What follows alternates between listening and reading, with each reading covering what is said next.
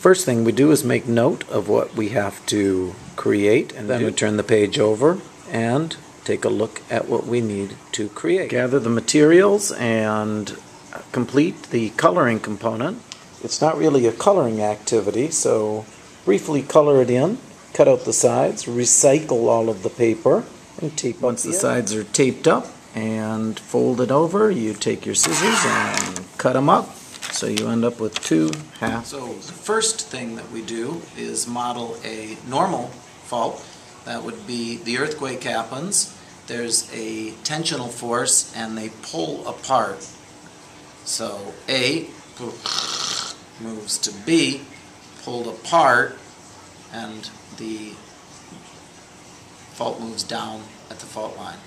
For the reverse fault, the opposite happens. There's a terrible earthquake. They move together with compressional force, and this side moves up and over the fault line. And in the last one, we have a strike slip fault where we have a shear force. The earthquake happens, and the forces pull them side by side.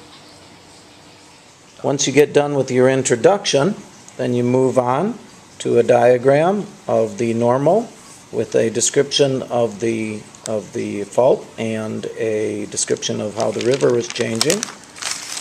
Then you do the reverse fault, or again we have a description of the surface and changes in the river, and then the strike slip fault with a description of the surface change and the river.